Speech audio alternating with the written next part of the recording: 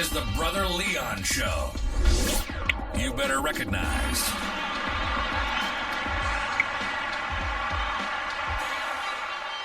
What's going on, listeners? This is your boy, Brother Leon. And yo, I'm telling you, this show is going to be fire today. So, hey, we got Mother coming on the stage. So let me just start this music right here. Because the one thing I want you guys to understand and know is that we live in a land of free speech. We live in a world in America that we have the entitlement and the blessing of free speech. If you lived any place else, you would not have that right unless it was a part of an agenda. But the one thing that I'm going to say about America is this, is that we have the right of free speech to protest our governments. Other governments, you don't have that right. They will haul you off to jail. But the one thing that I will say is this, is that in America, we have it. And I'm thankful that on certain platforms, we can experience that right. And we can also live in that right as well. And so today, I'm going to have a content creator on here. Her name is Mother, and I'm not going to lie. She is blazing these Clubhouse streets. I'm so glad I met her. And it's going to be straight up thunder and fire today. So guys, I give you Mother. Let me give you some more applause. Here's Mother. So hey Mother, I just want to say thank you for coming on board. Thank you for coming to the Brother Leon Show. I love the work that you're doing on Clubhouse. I love the fact that you are blazing these streets with controversial topics and having rooms that make people think. And one thing that I appreciate you is that you see it from both sides. Because a lot of times people's perspective is narrow, but you have a broad worldview. So I want to say thank you for coming on. You're welcome. All right. So I want to start with the first question. Who are you? Mother. I'm from Brooklyn, New York. Just like I said before, just a down-to-earth person, genuine person who just has sympathy for other people. A passionate, resilient, trendsetter. Trailblazer. I love it. You got an old soul, Mother, because I ain't gonna lie. I thought that when you actually told me how old you were, I was like, man, she lying. She probably like 40 some years old. That's what I thought. Nah, for real. A lot of people think that, and like I'll tell anybody, I was raised by a 72-year-old my grandmother is 72 years old. Uh-huh. And yeah, she raised me. And when I tell you, we had our trials and error, but I thank God for everything she asked me and instilled in me, whether it was good and bad. So, you know. All right. Thank God for that. Let me give you some applause. So, Mother, tell us, how did you, how old were you when you got into content creation? How old? 5 years ago. No, it wasn't 5 years ago. I would say 3 years ago. Okay. 3 years ago, I actually got into content creating. So I was basically like, 25-ish, 26, 25, between there. Yeah, I was between them ages, and I don't know, it was hard. It was like when I was 18, I actually wanted to be a YouTube sensation, but I actually have chronic anxiety, and because of that, I actually hid it from the world. So once I actually went to college and I graduated college, there was a lot of things that I honestly wanted to do. And my biggest passion was being a content creator. There was things that I couldn't do because I had chronic anxiety. So I had to come up with different ways to interact with people, because I myself, if I'm not working, I'm at home. So there are things like that I have to do to connect with people. And I think that's how I became a good content creator, because when you have social anxiety and you can't really be around too many people, that's your talent. Okay. You know, that's talent. So I took my chronic anxiety and just flipped it around and just made something beautiful from it. And here you are. Yes, yes. I love it. You're phenomenal. So tell us your beginnings. What was the first platform that you got on? Well, I would say the first platform that I got on was Facebook. Okay. My Facebook. But as far as like creating content, well, yeah, I would say Facebook, because Facebook was my first place that I ever created content on. But my number one place that I actually have content on would have to be Big O. So a lot of people know me on Big O. I'm on YouTube. A lot of celebrities know me from that platform. And that was the kicker that started me off, that boosted me up. And I don't know. I think for me, with me having chronic anxiety, there's things that I feel like I have talent in, which I'm still trying to find my place in this world. But it's slowly coming for surely. But yeah, so Big O was the main stomping ground for my takeoff. So okay, all right. Let me give you some applause for that. Thank God for Big O and Facebook. So I know with Facebook, have you been on Instagram? Instagram, I have 15,000 Instagram followers. Actually, what people don't know is that Boris Kojo, I know him, I know his wife. I actually had conversations with him on the phone. I actually mentored him, like literally, legitly. Joel Santana, Remo the Hitmaker,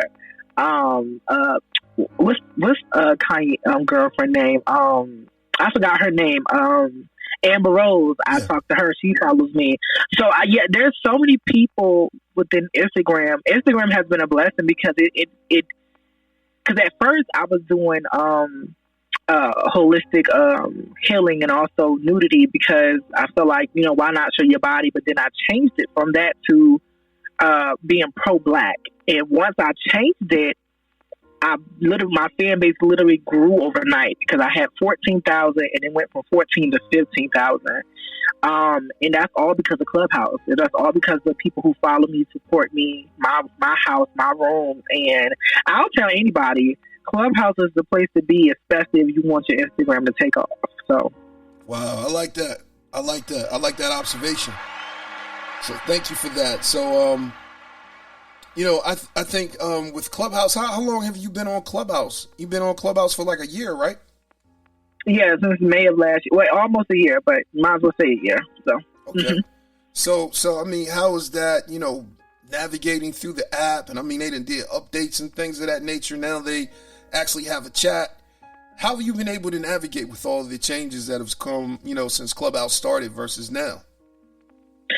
I guess I'm used to it, because they have chats on different social media sites and apps and stuff. But I don't know. I think for me, one thing that I'm learning is how to ignore people.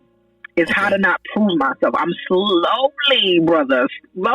trying to beat myself up, because I need to practice what I'm preaching, and it's to not react to what everybody is saying. Yeah. Because you can only control your world and your body, and not other people. So, but yeah, the chats. I mean, I feel like the chats is wonderful because it gives people a sense that they can be connected to you while you're speaking. So I'm glad that they actually had that. I hope they don't bring the video FaceTime thing to Clubhouse, because that right there would be chaos. But as far as the chat, I like it. As far as the updates, I mean, it's cool. Some people don't like it because they feel like the comment section could be a little, evil. But they give you the option to turn it off. So, I mean, to me, I think it's a beautiful thing. So yeah, and then on top of that, the replays. I'm like, oh God, yeah. Oh, I don't like them. Yeah. I can do without the replays. Yeah. I think they need to add like a button where you can mute the whole room. Oh my God! Listen, Big O actually has that. For real? Yes. When people come on your panel, you can just mute everybody right then and there. Okay. And they can't come off mute at all because you have to take everybody off mute. And I love it. I hope and pray. I think they is going to come up with that. Brother, you speaking that to existence because I think they're going to do it in the future. But if they do it, it'll change the whole game for Clubhouse. So yeah, exactly. Because right now, it's like if you're a mod, if a person's coming out of pocket, you actually got to, get on their PTR and hit the mute button. But then they can take themselves off. You know what I mean? But even that, they have it to where when I first got on it, because at first I wanted to make somebody an admin in my house. So when I did, my homegirl texted me. She said, if you make somebody an admin, they can like kick you from your, being an admin, even if you create the room. I said, what? So I took her from being an admin to a leader. And then somebody also told me when I first got on the app, they was like, whenever you have a room and it's good and you can mod somebody, they can kick you off your own panel and kick you out the room. And I was like, that's crazy. I said, Clubhouse need to fix that because if it's my room and I created it, then nobody should be able to kick me in and out. Yeah. And on top of that, there's times where I would leave my room and somebody would come in that I have blocked. Like, I'm like, the audacity of you to come in my room and you don't like me and you have me blocked and then you're on my platform and then I can't even come in my own room. So, yeah. Yeah. I think it's definitely a lot, and one thing that I'm seeing right now is even in these spaces, you got a lot of trolls. I'm serious. I kicked a Christian brother out of a room that you started today. Mm-hmm. And I mean, it was a shame because now it's like I'm actually seeing what his character actually really is. Because I'm like, man, you portray yourself as one thing, but then you attack this sister, and then I'm breaking it up, and then you keep on going, and then I kick you out the room, and then I mean, man, he sent me 7 emails in the back channel, and it's crazy because now this is the type of world that we dealing with when it comes to these apps right here as content creators, because now it's like, and I told the brother, I was like, yo, this is not a Christian room. We can't take and put our own personal values and constructs on people who are not Christian. And I'm looking at the fact like, come on, man, you can't do that. So, I explained to the room, and the room was good that I kicked them and I explained everything. Because I think, as a content creator, even though you may come from a certain persuasion or even may have a certain belief system, I know that everybody that comes into my space may not be a part of that. So I have to make the space conducive, for everybody. So let me ask you this. Has that been a struggle with you as a content creator, trying to make a space for everybody? Yeah. Listen, one thing I learned about this world is that everybody wants to be heard. Everybody wants their feelings to be heard. And everybody, I'm like, listen, I'm only one person. I can't please that. One thing my grandmother told me when I was younger is that I always used to run around and try to please every single person. So my grandma, she slapped the hell out of me. And I adore her for that because she told me, she said, let me tell you something. She said, you can't please everybody. She said, just because you yourself walk righteously and you yourself walk with your head up and you are kind and you are sweet, don't mean that everybody's going to be that way.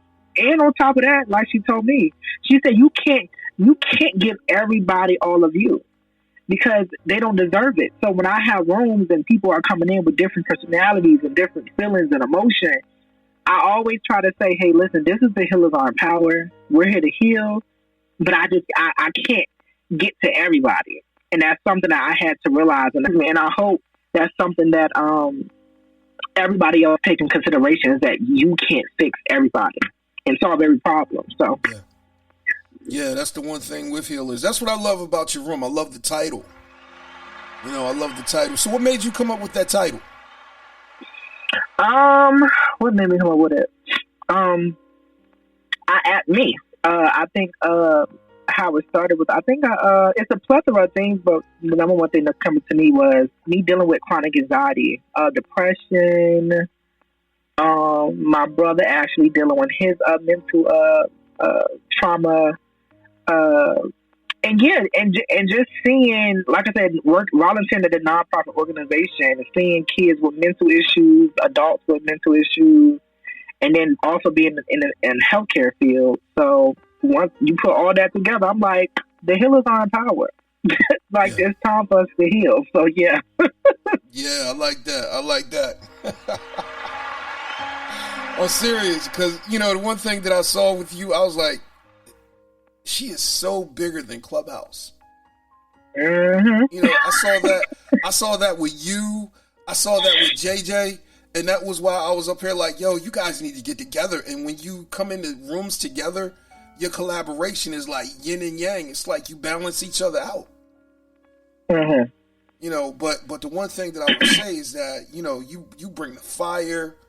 And even when people getting out of pocket, I think the one thing that I admire about you is that you are willing to even give people who come out of pocket a second chance. Because I've seen you, put people in the audience and then bring them back up. I'm like, nah, I would have just kicked them out the room. Mm-hmm. But you tolerate people. How do you do that?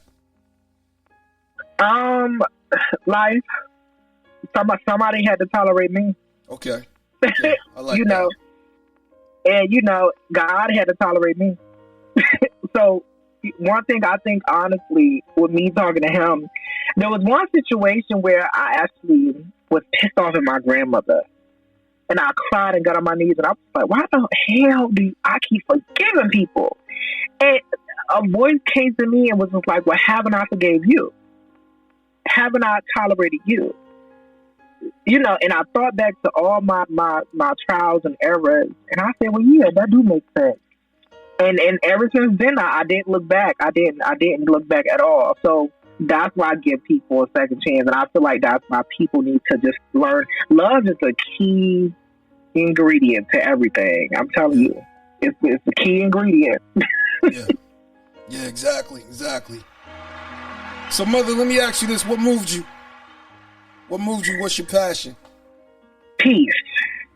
That's what moves me. Peace and unconditional love. That's it. Just unconditional love and peace. Seeing people happy, seeing people smile, seeing people come to me and let me know that I made their day. I donated money to this girl last year when we had like 3 cash app rooms, and she was just like, I thank you and stuff like that, because she had to get diapers and stuff. So just that right there, people literally will remember the moments of what you did for them.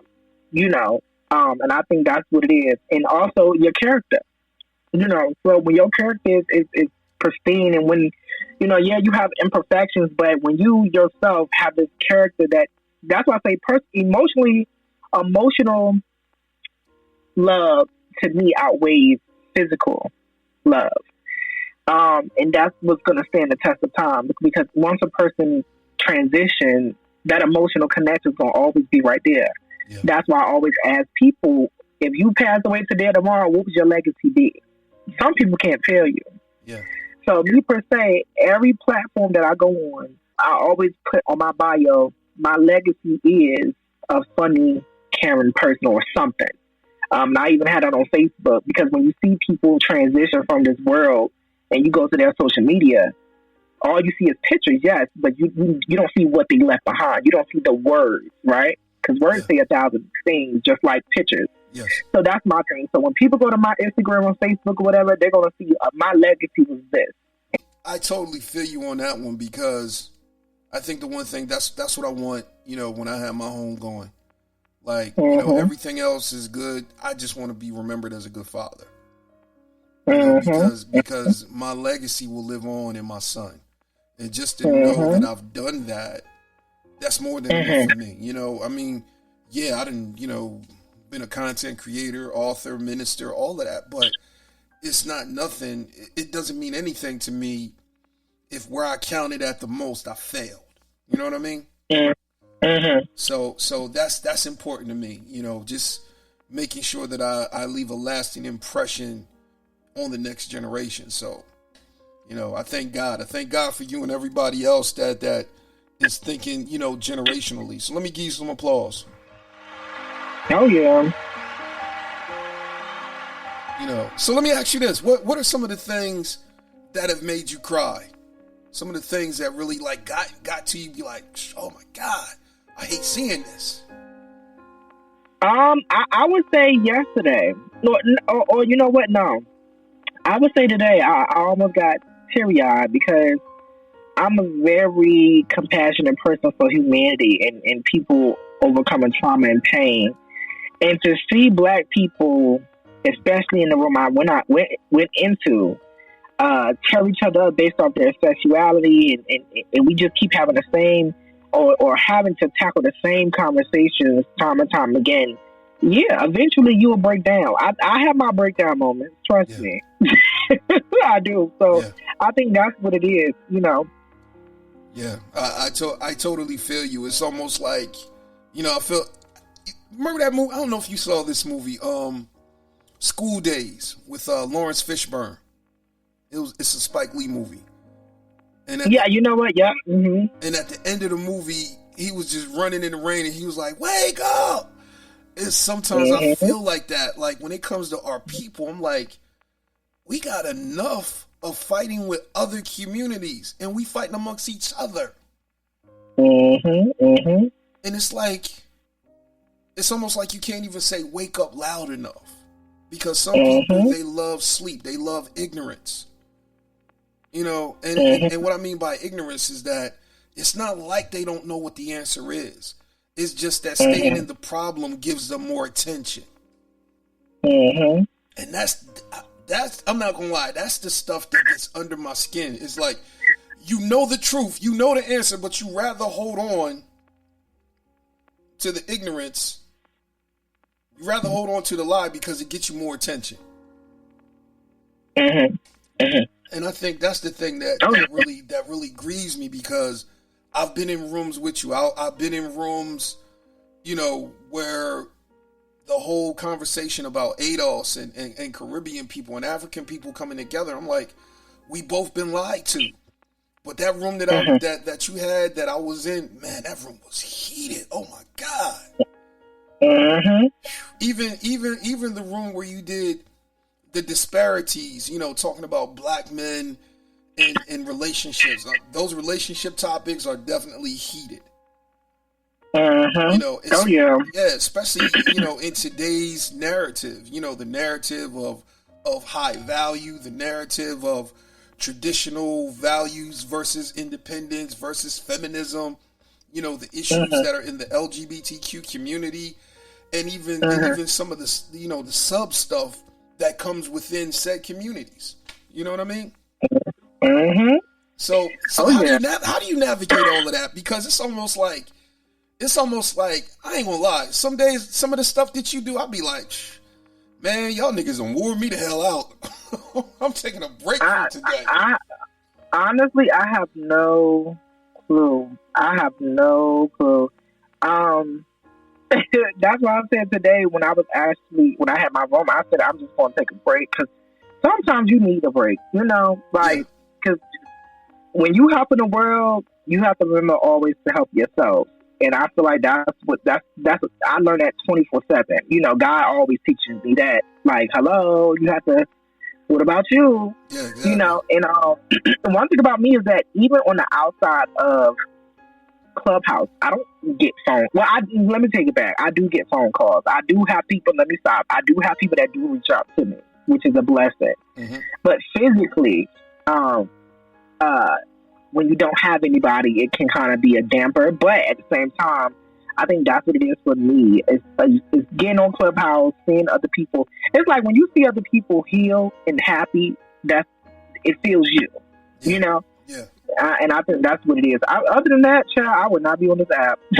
Yeah, because I'm not gonna lie, I'll be like, man, some of the rooms that I've seen you start, and I'm like, man, how does she do this shit? Because I'm like, probably after the second negative room or room that just the energy didn't change, I've been like, I'm done for the day. But you keep it going. You keep it going, and that's what I love about your passion. And because even though certain rooms and the energy may start off one way, but then the energy changes, you still have the ability to keep going. You still have the ability to reach out. You still have, the ability to bring people in. And that's what I love about you. That's what I love what you do. Oh yeah. Yeah. So let me give you some applause on that one. Cause I ain't gonna lie, you navigate through this piece like it ain't nothing. That's the God knows truth. But so let me ask you this: where do you see yourself? With building on here and then transcending and going to other platforms. Are you doing TikTok yet? Oh, I don't know how to work that little mess. I'm gonna leave that to this new generation, but I don't know. Like I said before, I see myself with 10,000 house members by the end of this year. I was on Big O for 7 years, so I took my little hurrah and goodbye, and I said I was gonna come over to Clubhouse, and yeah, that's what I did. So okay, all right. Anything on YouTube? No, hell no. I don't know YouTube just yet. Okay. No YouTube, but but podcast wise, I might do podcasts on YouTube. Okay. But as far as like content like that type where they just do crazy things in the camera. Okay. All right. I totally get you. I like doing audio because at least with that I ain't got to get all beautified and make sure I can just be in my pajamas and do stuff. Yeah. Right in church suit. Yeah. Exactly. That's what I love. So. I'll probably keep the audio going. I mean, I do my lives on Sunday morning, but that's just from the top down. It's just like at the time I got on my pajama bottoms while I'm preaching. Ain't nothing wrong with that. Because I know some people who be having on their little suits up top and drawers down bottom, and they just go to work. Yeah, exactly. Yeah, exactly. You ain't lying about that one. Trust and believe. My brother do it. So let me ask you this: Has New York shaped, the way that you see things and the way that you bring content to the stage? Has New York shaped any of that? You said New York. As far as the networking was, yeah. Okay. It has. I would say just with the network part, it really shaped and molded me to branch out and just. With diversity to try to, talk to different people. So, yeah. So, I would say it has. It opened up a lot of doors, so. Okay. All right. But, your whole worldview and everything like that, that's definitely your family and your upbringing and so forth. Most definitely. Most definitely. Okay. So, let me ask you this. You have a Caribbean background? Jamaican, Haitian. Oh, Lord. I can imagine. Oh man, you got to talk to me. What was that like? As far as being gay, honestly, it wasn't bad. It honestly wasn't. I can't speak for all Jamaicans, but I know and Haitians, but I know for me it wasn't bad. Okay. My family, we close knit. Mother, dad, sisters, brothers, we just close knit. Everybody, my grandmother has 25 grandchildren, and I think 9 great grands. So, my family is huge, So, but that's on both sides. My father's side, my father does his thing, and my mom does her thing, and but everybody's just content. I feel like I'm blessed to just know that we all love each other because nowadays family ain't like back in the day. So yeah, that's the one thing that I love about Hispanic people, Caribbean people, the whole community of family. That's what I admire, and just the deep convictions that every family holds within that. That's why I was asking that question. What was it like? Because when I hear the fact of when I see the fact of how you bring people in and then look at your name, I'm like, okay, I see it. She mothers everybody. She's the nurturer. She's the healer. And it's kind of crazy because now it's starting to come together. Your name and the club's name. You know what I mean? So now it's starting to come together because the conviction, the upbringing, and the fact that you're trying to give that to everyone else. hmm And you know what? I think it's because I think I have this motherly thing to me because I think when I was younger, I had a mother, but I really didn't. If that makes sense. Yeah. So it's like because I didn't, I'm trying to be the mother figure that I didn't have, or the father figure that I didn't have. You get what I'm saying? Like, of course my parents was in my life, but even then you still miss something, So Yeah. and your parents aren't gonna always be correct at everything. So but yeah. So Yeah, I totally get that because I know when I was coming up, it was a whole lot of stuff that happened in my family, but I realized that, and it gave me vision. It gave me enough vision to give my parents grace because when I got to a certain age and I got mature, I actually saw they were only able to give us what they had. And based off the trauma that they went through, I was like, damn, I'm lucky that I even got half of the stuff I got from them.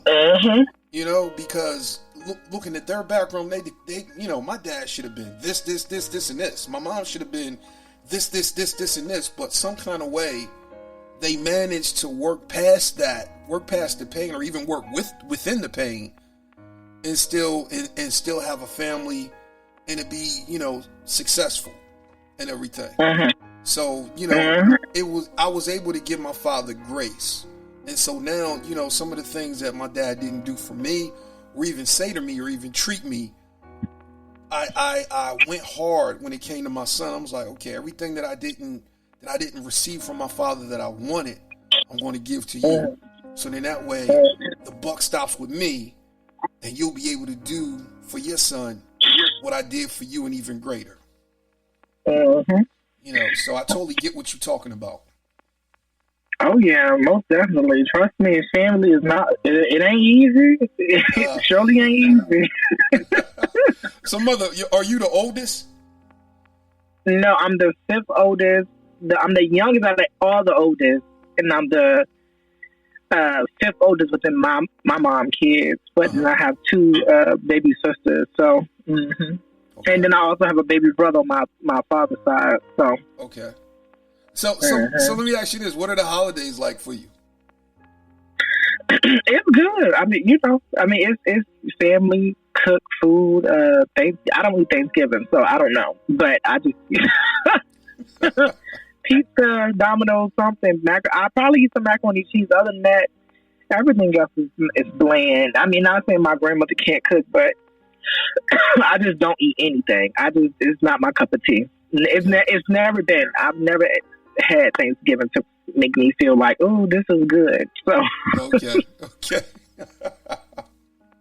All right, I get you on that one. I think I like Thanksgiving, but I rather do Christmas because I ain't gonna lie, putting that whole Thanksgiving meal together, after a while that shit get expensive. I ain't gonna lie. So my tradition, we have Christmas breakfast. Not Christmas. Oof. Yeah. I ain't never heard of that one. Oh no, because I was like, well, ain't no need in having Christmas dinner. I mean, everybody coming over and the kids is opening stuff. Because I based it on my son. I was like, look, we just gonna have breakfast. We gonna have Christmas breakfast. And I started that tradition, and it's been a tradition since. I know that's right. Come on, Christmas bread. That is so new. Yeah. So I think one of the traditions that I did get from my mom, she would always bake cookies. So with Christmas breakfast, I got cookies that I bake, and then we have breakfast food. So, I figure I can cook breakfast easier than anything. So I'm gonna go with that one. But when you start having turkey, and then you gotta let the greens and stuff cook all day, I'm like, I ain't got that kind of time. I mean, I love it, but I ain't got that kind of time. As a matter of fact, I'm like, yo, once y'all get done eating breakfast, I can chill for the rest of the day. You sound like my family, because they do the same thing. They get my grandmother, she don't cook no more, but once we turn a certain age, she was just like, y'all grown now. Cook for yourself. Yeah, exactly.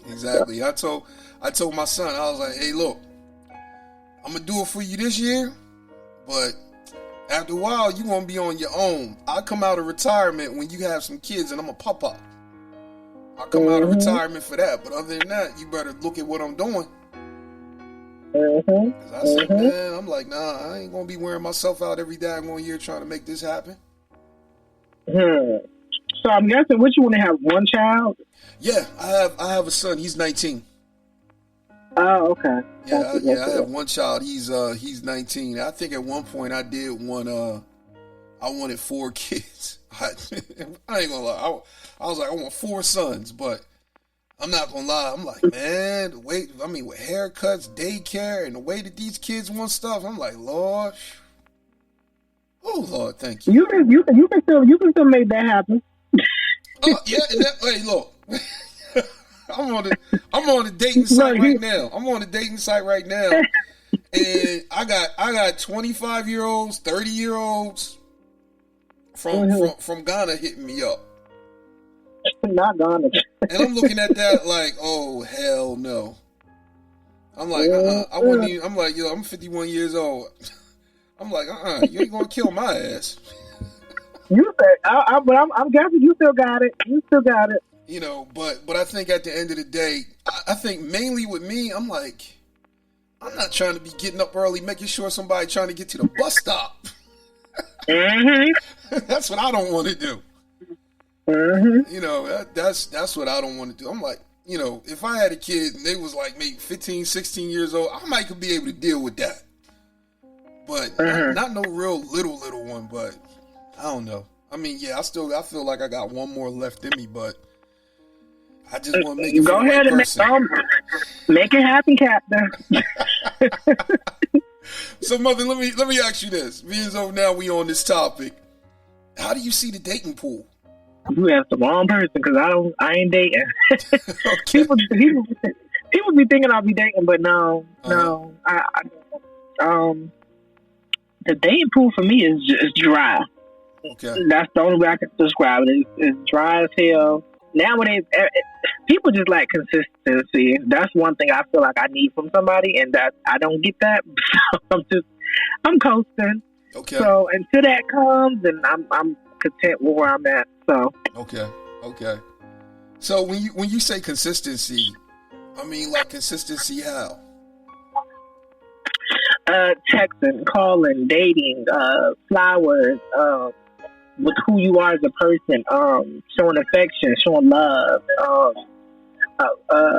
showing compassion, being faithful, loyalty, honesty, not cheating, answering, remember to call me, put gas in the car, you know, things like that. You know, all of them things is what this generation is lacking. So, Yeah, I agree with you on that. The whole consistency thing. I think a lot of times it's almost like it goes up to a certain limit and then it just drops off. You know? So I think that's one of the things that I've seen. You know, people being consistent with having consistency. You ain't know about that one. Yeah, so. You know, I wish you the best. I ain't gonna lie. I'm gonna say a prayer for both of us because, you know, you deserve to have somebody good. I deserve to have somebody good, and make sure that person is fit for your future. Yeah, I'm telling you, because honey, listen, if they come, they better make sure that they got their luggage and packages ready, because I'm a handful. Trust and believe that one. So. Oh man, but yeah, definitely for that. But I ain't gonna lie, I think probably, you know, you get in the right man's hands, you're gonna end up melting. I'm serious. Probably so. You know what? Somebody told me once that I don't know, what did he say? I was talking to 3 guys and they said something about, you're too aggressive and that nobody's going to want to date you because you're just that. And I said, you know what? I said, it's funny. And I hate when men say that, oh, you're too aggressive. You're this, that. Like, child, bye. You don't want to date me. But you can't put a projection on other people because of what you can't handle. And if you can't handle me, just say that. Yeah. But don't try to say you ain't nobody gonna want to date you. You just don't want to date me, and that's perfectly fine.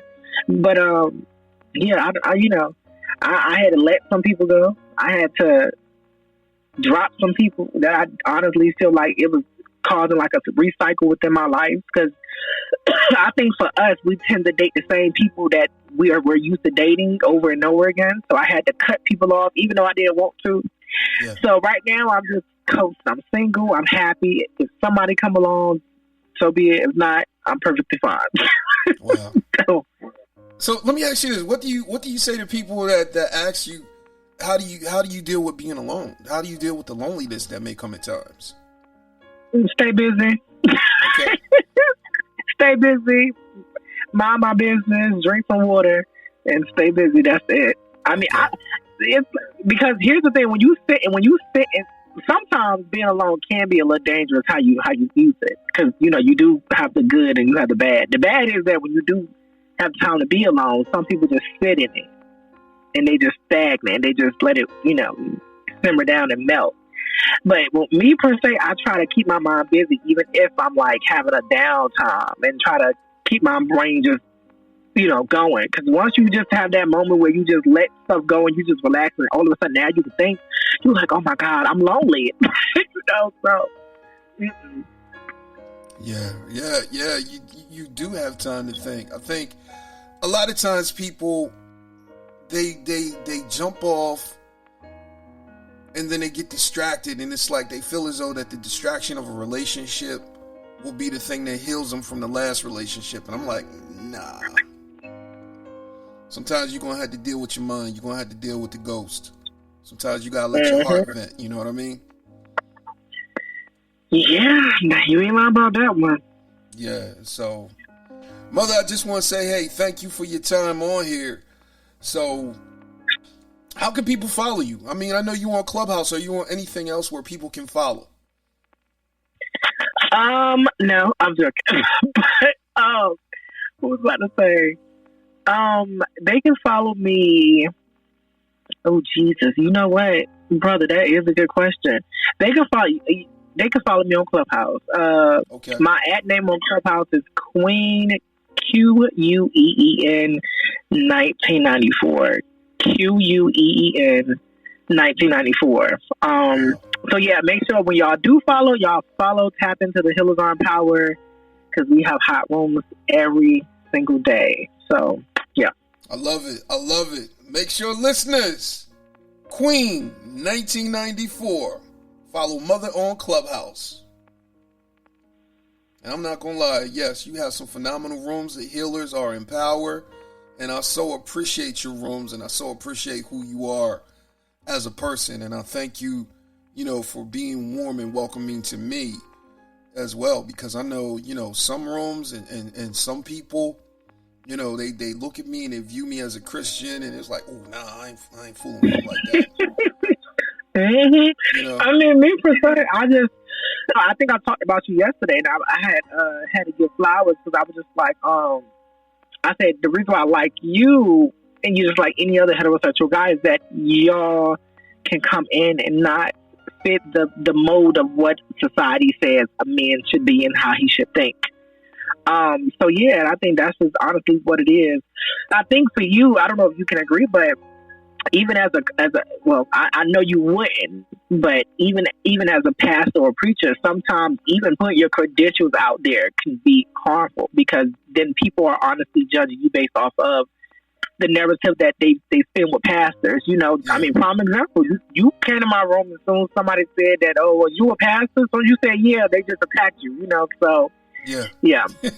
That was funny, because it was like, what's the pastor doing next to them cakes? Because they was looking at the PTR. Yo, the pastor's next to the cakes. What? I said, what's wrong with him being next to some cakes? But I honestly think he probably was the one that reported me. So. Yeah, probably. These people is crazy. Yeah, but see, the crazy thing is that, and I was telling JJ this, I was like, I want to be able to come into a space where even if you do know that I'm a pastor, you still accept me and you accept my humanity. Because a lot of times when I'm coming into space, I just want to be Leon. I just want to be Brother Leon. I don't want to be pastor. I just want to have a dialogue and a conversation. I'm not going to try to put my religious views on me, on other people. But when I come into this space and they may read, you know, my profile and stuff like that, it's automatically like, ooh, you supposed to be this, and this. It's almost like you take away my humanity and you put me in a box. Yeah. Exactly. And but see, that's the thing. And I feel like that's where oppression comes in from. Because even though your oppression it may look different than mine, it's still similar. Yeah. Because people are not looking at your humanity. They're judging you based off of just you being a pastor. So then now you yourself have to defend who you are as a pastor. Yeah. You know, they don't see you as black. They see you as a pastor first. So I think when it comes to the world, people are just oblivious, and you know, some people are born ignorant, you know, but then you have to, you know, some people you just have to teach them how to, you know, deprogram themselves and just try to start anew. I mean, as long as you breathing on this planet, anybody can change. So yeah, I like that. But you know, and I tell people, you know, oh yeah, I'm like, nah, look, relax. Be you. Be you. I mean, you ain't got to change because I come in the room. You know, and I said that to you a couple of times because you was like, ooh, let me put my clothes on. I was like, oh, no, I was joking, baby. Honey, you going to see some cakes today. You going to see some jiggles today, but Pastor and all. God gave it to me. You better cover your eyes. But like I tell people, oh my God.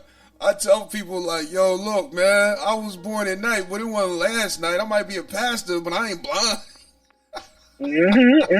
Trust me, pastor get nasty too. Yeah. I mean, ain't nothing wrong with having, you know.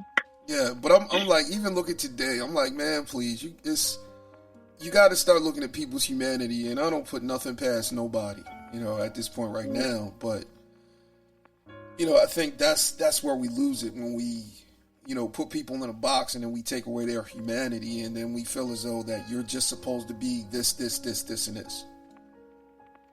So, but yeah, Mother, I appreciate you. I definitely do, and I want to say thank you for your time. Oh yeah, you are most definitely welcome. But I will be interviewing you as well, my platform. So stay tuned. All right, Mother. I love you, and I'm looking forward to speaking with you again. Love you. All right, I'll see you. All right. All right, guys. That was Mother. So, hey, follow her on Clubhouse, Queen 1994, Mother with a capital MOTHER. Healers are empowered. So, guys, this has definitely been an interesting conversation, because the one thing that I want you guys to understand and know is this, is that at the end of the day, we all have the right to free speech. We all have the right to be who we are. And I think a lot of times when we come with certain perspectives, or when we come into spaces that are not our own, we feel as though that we can own that space and try to take in and smother people in that space based off of our preconceived ideas of how this is supposed to be, that is supposed to be. But a lot of times we just have to have the conversation. We have to have the conversation in order to have progression. And you can't have progression when you smother up people, you box in people, and then you want to suck up all the air in the room. It's not fair. It's not right. I also want to embrace other people's perspectives and views. And so as a minister, and even as a person, I want my worldview to be broad. I don't want to be pigeonholed into looking into a certain thing, or even viewing life a certain way. I want to be able to understand, to have empathy, to have compassion, because I believe that this is what God has called us to do and to be people of love, people of compassion, people of empathy. So guys, it has definitely been a pleasure. I want you guys to follow Mother on Clubhouse. She is on there even right now. And I might be on there today. I don't know. I'm not going to lie. I need a break. But The rooms at times are interesting. Sometimes they can be draining depending on the subject matter and the exchange and interaction. So, with this being said, I just want to say thank you guys, and I appreciate you for your time.